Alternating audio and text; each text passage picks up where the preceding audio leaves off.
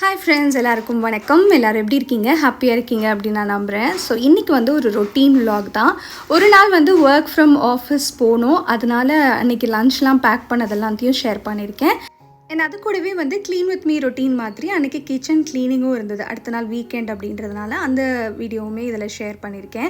So ஆஃபீஸ்க்கு போகிற அன்றைக்கி காலையில் வந்துட்டு டீ எல்லாம் போட்டுட்டு அதுக்கப்புறம் வந்து குக்கிங் ஸ்டார்ட் பண்ணேன்.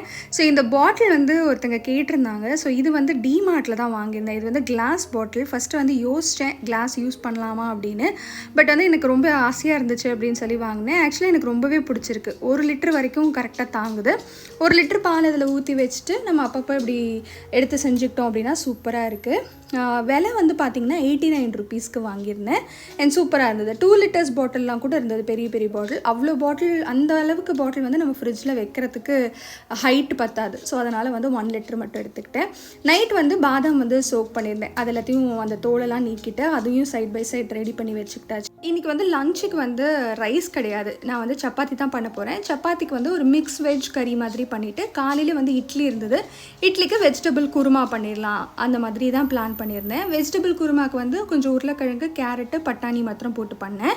அண்டு வெஜ் கறிக்கு வந்து நம்மக்கிட்ட சோளம் இருந்தது. சோளம் அதே மாதிரி பச்சை பட்டாணி, அது கூட கொஞ்சம் கோஸும் போட்டு இந்த வாட்டி கொஞ்சம் செஞ்சுருந்தேன். டிஃப்ரெண்ட்டான காம்பினேஷன் தான்.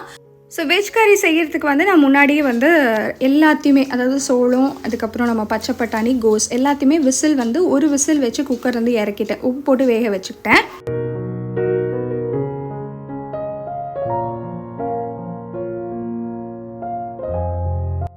நம்ம யூஷுவல் ப்ரொசீஜர் தான். எப்படி கிரேவி பண்ணுவோமோ அதே மாதிரி பண்ணிவிட்டு இந்த வெஜிடபிள்ஸ் ஆட் பண்ண போகிறோம். ஸோ நான் வெங்காயம், தக்காளி, பட்டை, கிராம்பு, ஏலக்காய் எல்லாமே சேர்த்து நல்லா வதக்கிட்டு அதுக்கப்புறம் இஞ்சி பூண்டு பேஸ்ட்டும் ஆட் பண்ணியிருந்தேன்.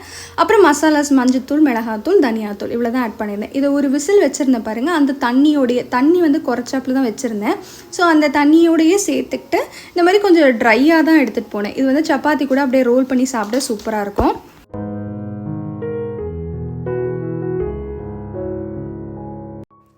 அதுக்கப்புறம் சைட் பை சைட் பேக்கிங்கும் நடந்துருச்சு. சப்பாத்தி போட்டாச்சு. காலையில் இட்லிக்கும் வேக வச்சுட்டு வெஜ் குருமாவும் பண்ணிட்டேன். Veg kurma recipe as usual எப்பவும் போல தான். இன்றைக்கி வந்து தேங்காய் போடாமல் வெறுமையாக கேஷ்யூ நட் மட்டும் அரைச்சி போட்டு செஞ்சுருந்தேன். கேஷ்யூ நட் கூட சோம்பும் கசகசாவும் சேர்த்துருந்தேன். ஸோ அதுக்கப்புறம் நான் வந்து ரெஃப்ரெஷ்லாம் ஆகிட்டு குளிச்சுட்டுலாம் வந்ததுக்கப்புறமா முடியெல்லாம் காய வச்சுட்டு இருந்தேன். இங்கே மேகி மைலோக்கு சாப்பாடு வந்து ஆற வச்சுருந்தேன். அவங்களுக்கு வந்து நாங்கள் கிளம்புற டைமில் போட்டுட்டு போயிடுவோம். ஒரு சிஸ்டர் கூட ரீசெண்டாக கேட்டிருந்தாங்க, நீங்கள் டாகை வந்து வெளியில் விட்டுட்டு போவீங்களா ஆஃபீஸ் போகும்போது அப்படின்னு கேட்டிருந்தாங்க. இல்லை, டாக் வந்து வீட்டில் தான் இருப்பாங்க. மேகி மைலும் 2 பேருமே வீட்டில் தான் இருப்பாங்க. ஆனால் வந்து காலையில் நாங்கள் கிளம்பும் போது சாப்பாடு கொடுத்துட்டு போயிடுவோம். நாங்கள் என்ன தான் மத்தியானம் சாப்பாடு கொடுத்துருந்தாலும் அவங்க சாப்பிட மாட்டாங்க. நாங்கள் வர்ற வரைக்கும் வெயிட் பண்ணுவாங்க. அப்புறம் ஈவினிங் தான் சாப்பிடுவானுங்க. ஸோ நாங்கள் அப்புறம் கிளம்பியாச்சு. கீழே போயிட்டு பேஸ்மெண்ட்லேருந்து வர்றதுக்குள்ளே அப்படியே தொப்பையாக நனைஞ்சாச்சு. அவ்வளோ வேர்வை வருது.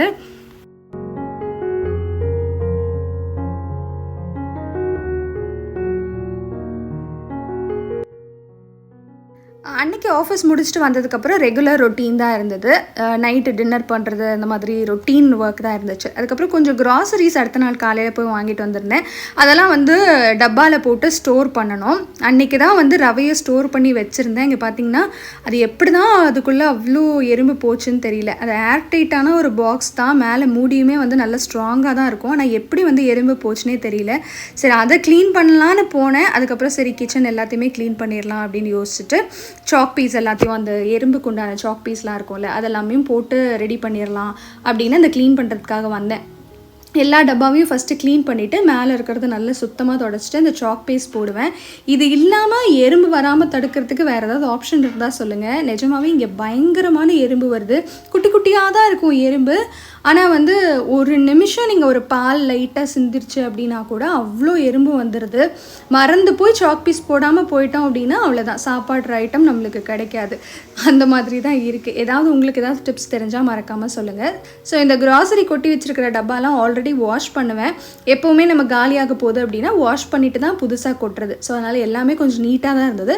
மேலே இருக்கிற மூடியெல்லாம் மட்டும் தொடச்சிட்டு திருப்பி வந்து அடுக்க போகிறேன். இந்த க்ராசரி வாங்க போகும்போது வந்து இந்த ரேக்குக்கு போடுற மாதிரி ஷீட் வாங்கிட்டு வந்திருந்தேன்.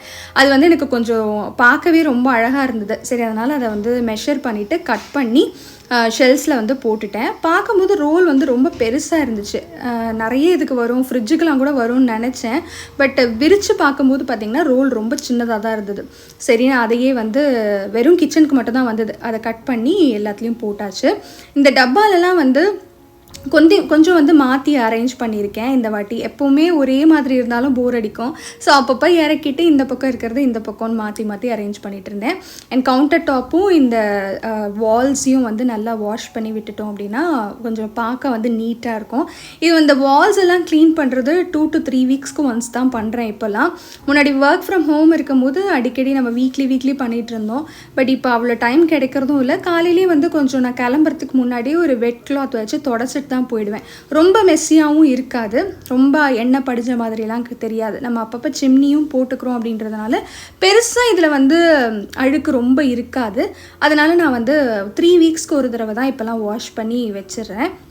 இந்த டைல் வந்து நல்லா நீட்டாக அந்த பழப்பழான்னு இருந்தது, அடுப்பெல்லாம் நீட்டாகவே இருந்துச்சு அப்படின்னா அன்றைக்கி வந்து நம்மளுக்கு குக் பண்ணுறதுக்கே ஒரு இன்ட்ரெஸ்ட் வரும். நம்மளே ரெகுலராக அந்த கிச்சனில் ஒரே மாதிரி ஒரே இடத்துல ஒரே பொருளை வச்சுட்டு இருந்தாலும் ரொம்ப போர் அடிக்கும். கொஞ்சம் மாற்றி வச்சோன்னா நம்மளுக்கு வந்து இன்ட்ரெஸ்டிங்காக இருக்கும். அதுக்காக தான் இது பண்ணுறது.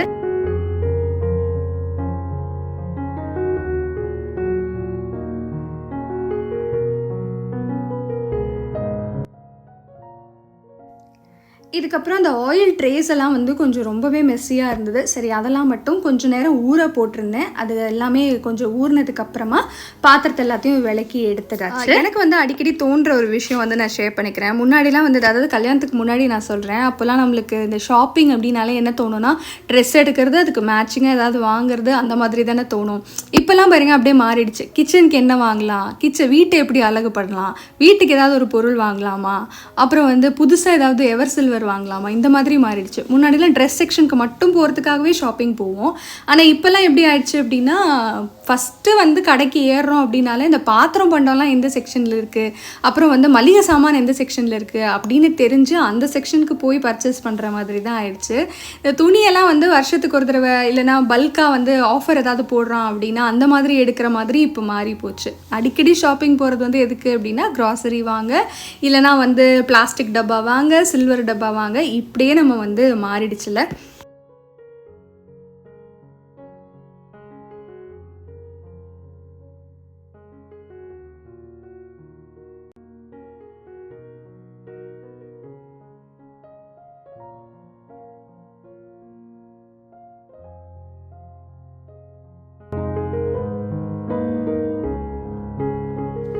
அன்றைக்கி வந்து இந்த ஆயில் ட்ரே அப்படிலாம் எல்லாத்தையும் க்ளீன் பண்ணிலாம் முடிச்சதுக்கப்புறமா வந்து மத்தியானம் சாப்பாடு வந்து ஸ்டார்ட் பண்ணிட்டேன். கொள்ளு குழம்பு தான் இன்றைக்கி, கொள்ளு கடையல்னு சொல்லுவாங்கள்ல, அதுதான் செய்ய போகிறேன். ஸோ இது வந்து அம்மாவோட ரெசிபி தான். முன்னாடி சின்ன பிள்ளையில் இருக்கும்போது நான் கொள்ளு சாப்பிடவே மாட்டேன் அப்படின்னு சொல்லி இந்த மாதிரி ரெசிபி ட்ரை பண்ணியிருக்காங்க. சரி, எனக்கு ரொம்ப பிடிக்கும். அதனால் இப்போ வந்து நான் அதை ரொம்ப நாள் கழித்து அம்மா கிட்ட கேட்டு அதே மாதிரி தான் செஞ்சுருந்தேன். ஸோ இது வந்து மண் சட்டியில் வைக்கும்போது நல்ல டேஸ்ட்டாக இருக்கும். இந்த பாசி பயிரில் வந்து நம்ம கடையல் பண்ணுறது, இந்த மாதிரி கொள்ளில் கடையல் பண்ணுறது எல்லாமே வந்து இந்த மண் சட்டியில் செஞ்சோம் அப்படின்னா அதுக்குண்டான டேஸ்ட் அப்படின்றது தனியாகவே இருக்கும். ஸோ ஃபஸ்ட்டு வந்து எண்ணெயில் என்ன பண்ணிக்கிட்டேன்னா, வெங்காயம், பச்சை மிளகாய், ஒரு 4-5 பல்லு பூண்டை கொஞ்சம் நல்லா ஃப்ரை பண்ணி எடுத்துக்கிட்டேன். கொள்ளு வந்து நான் ஓவர் நைட் சோக் பண்ணலை. காலையில் ஒரு 10 மணி போல் தான் சோக் பண்ணேன். நல்ல வெந்நி தண்ணியில், கொதிச்சு வந்த வெந்நி தண்ணியில் அப்படியே சோக் பண்ணி மூடி வச்சுட்டேன். ஒரு 2-3 மணி நேரம் தான் ஊறி இருக்கும். ஆனால் நல்லா நம்ம வந்து குக்கரில் வேக வச்சும்போது டக்குன்னு வெந்துருச்சு. ஒரு 5-6 விசில் விட்டுருப்பேன். இப்போ நம்ம வந்து வெங்காயம், பச்சை மிளகாய், பூண்டு எல்லாத்தையும் நம்ம வந்து வதக்கி வச்சுருந்தோம்ல, அது கூடவே வந்து ஒரே ஒரு தக்காளி, சின்ன சைஸ் தக்காளி வந்து மிக்சியில் சேர்த்துட்டு அது கூட நம்ம வேக வச்சு எடுத்திருந்த கொள்ளு, அது கூடவே வந்து நம்ம இந்த கொள்ளு வேக வச்ச தண்ணியும் இருக்கும், அதுவும் வந்து நம்ம கொஞ்சம் கொரகொரப்பாக அரைக்கிறதுக்கு எவ்வளோ தண்ணி தேவைப்படுமோ அந்த தண்ணியை நம்ம அதில் ஆட் பண்ணிக்கலாம். ஸோ சைட் பை சைடு வந்து அதையும் நான் வந்து அரைச்சி வச்சுக்கிட்டேன்.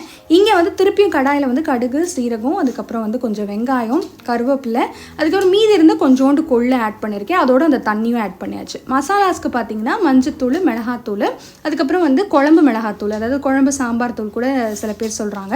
நான் வந்து குழம்பு மிளகாத்தூள் நம்ம தனியாக அரைப்போம், அந்த தூளையும் ஆட் பண்ணிவிட்டு அது கூட புளி சேர்த்துக்கிட்டேன். ஒரு சின்ன லெமன் சைஸ் புளி சேர்த்துருக்கேன். ஆல்ரெடி நம்ம தக்காளி சேர்த்துருக்கோம், ஒரே ஒரு தக்காளி தான் சேர்த்துருக்கேன் அப்படின்றதுனால கொஞ்சம் புளி வந்து தூக்கலாக வச்சுருந்தேன். இந்த கடையிலுக்கு வந்து நல்லா புளியோடு சேர்த்து சாப்பிடும்போது அவ்வளோ டேஸ்ட்டாக சூப்பராக இருக்கும். கொஞ்சம் போல் நல்லெண்ணெய் ஊற்றிட்டு நல்ல சுடு சாதத்தில் இதை போட்டு சாப்பிட்டு பாருங்கள். கண்டிப்பாக வந்து பிடிக்காதவங்க கூட கண்டிப்பாக சாப்பிட்ருவாங்க. அதுக்கப்புறம் நம்ம குறைன்னு அரைச்சி வச்சுருந்தோம்ல அந்த பேஸ்ட், அதையும் இதில் ஆட் பண்ணிக்கிட்டாச்சு. குழம்பு மாதிரி வேணும் அப்படின்னா நல்லா தண்ணி ஊற்றி குழம்பு மாதிரி கூட வச்சுக்கலாம். நான் இன்றைக்கி மத்தியானத்துக்கு மாத்திரம் தான், நைட்டுக்கு வந்து வெளியில் போகிற பிளான் இருக்குது. சரி, அதனால் வந்து மத்தியானத்துக்கு மாத்திரம் அப்படின்றனால கடையல் மாதிரியே வச்சுட்டேன். அதுக்கப்புறம் நல்லெண்ணெயில் கடுகு, சீரகம், காஞ்ச மிளகாய், கருவேப்பிலை போட்டு தாளித்து கொட்டியாச்சு. ஸோ இதுக்கு பெஸ்ட்டு காம்பினேஷன் பார்த்தீங்கன்னா கேரட்டு அப்பளம் தான்.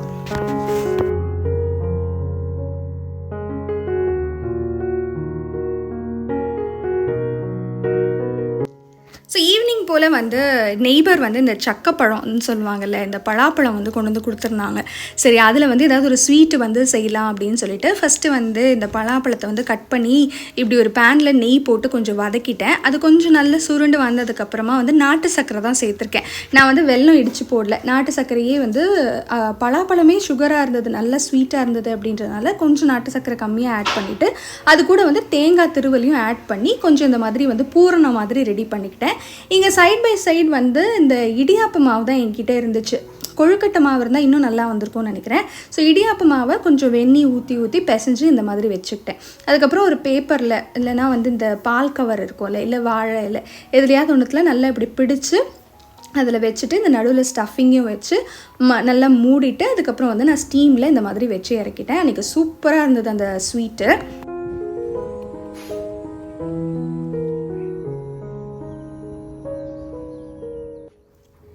அண்ட் அந்த ஸ்வீட் வந்து கண்டிப்பாக பலாப்பழம் கிடச்சதுன்னா ட்ரை பண்ணி பாருங்கள். அண்ட் அதுக்கப்புறம் ஈவினிங் போல் கொஞ்சம் வெளியில் போகிற வேலை இருந்தது, எல்லா வேலையும் முடிச்சுட்டு வீட்டுக்கு வந்து ரெஸ்ட் பண்ணியாச்சு. ஸோ இந்த வீடியோ கண்டிப்பாகவே உங்களுக்கு பிடிச்சிருக்கும் அப்படின்னு நம்புகிறேன். பிடிச்சிருந்தா மறக்காமல் சப்ஸ்கிரைப் பண்ணிவிட்டு லைக் பண்ணிக்கோங்க. See you all in another vlog. Take care and bye.